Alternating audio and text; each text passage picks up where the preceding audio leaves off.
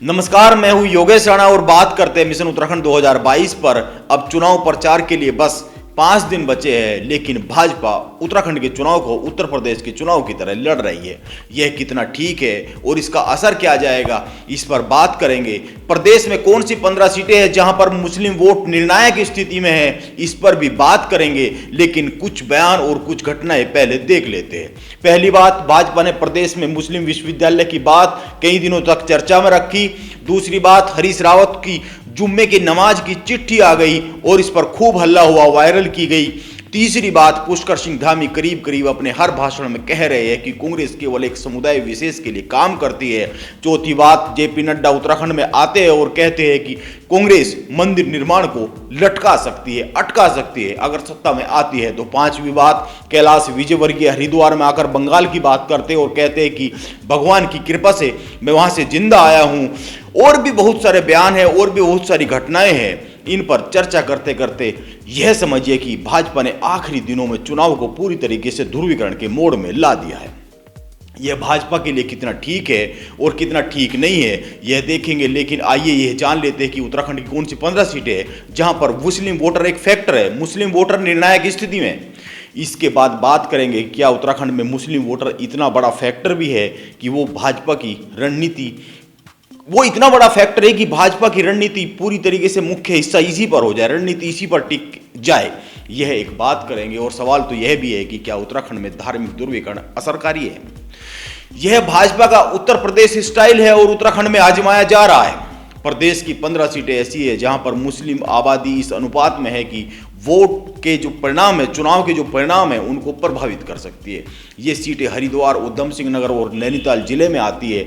इनमें अगर हरिद्वार जिले की बात करें तो हरिद्वार ग्रामीण पर करीब 35% मुस्लिम आबादी है। लक्सर सीट पर करीब 45,000 मुस्लिम आबादी है। मंगलोर सीट पर करीब 70,000, खानपुर पर 50,000, पिरान क्लियर पर 65,000, झबरेड़ा पर करीब 55,000, भगवानपुर पर करीब 60,000, जवालापुर पर करीब 48,000 मुस्लिम आबादी है। यह अनुमानित जनसंख्या है। इस पर कई सारी रिपोर्ट आई है, मीडिया संस्थानों ने छापी है। इसी प्रकार से अब अगर उधम सिंह नगर की बात करें तो रुद्रपुर सीट पर करीब 25,000, जसपुर सीट पर करीब 40,000, किच्छा सीट पर करीब 30,000, सितारगंज सीट पर करीब 20,000, काशीपुर सीट पर करीब 20,000 मुस्लिम आबादी है। इनमें से कितनी सीटों पर मुस्लिम फैक्टर की तरह काम करता है, निर्णायक स्थिति में चुनाव के परिणाम को बदल सकता है, इस पर जैसा कि मैंने कहा बात करें। लेकिन उससे पहले नैनीताल जिले की भी 2 सीटें हैं जिन पर मुस्लिम आबादी ठीक ठाक है। इनमें हल्द्वानी पर करीब 40,000 और रामनगर सीट पर करीब 30,000 मुस्लिम आबादी है।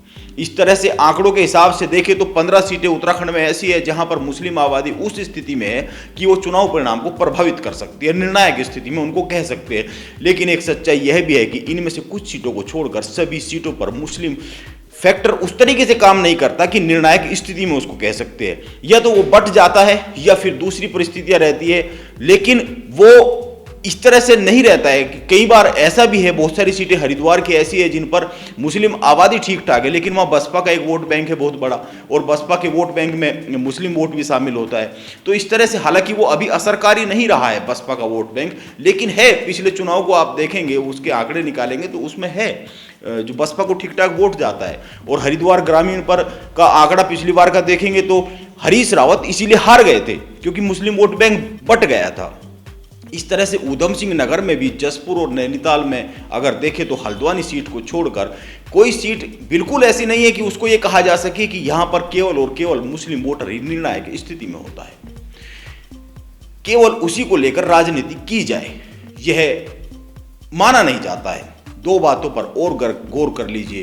पहली बात, प्रदेश में 70 सीटें हैं, यानी कि 15 सीटों के अलावा 55 सीटें और हैं जहां पर मेरे हिसाब से यह फैक्टर काम नहीं करता है।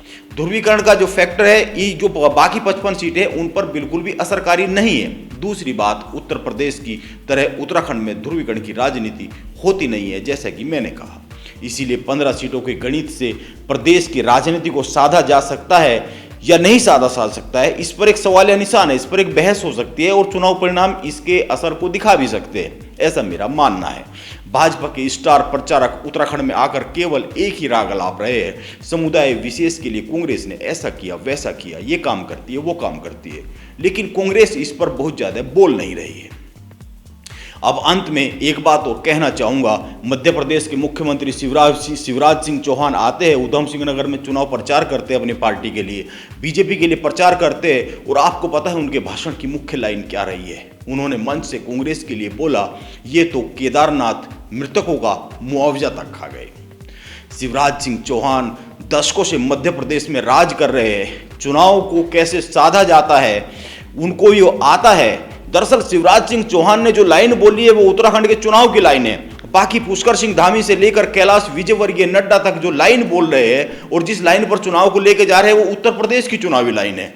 ऐसा मुझे लगता है भाजपा को इस पर विचार करना चाहिए और उत्तर प्रदेश के चुनाव की नकल उत्तराखंड में करने से बचना चाहिए।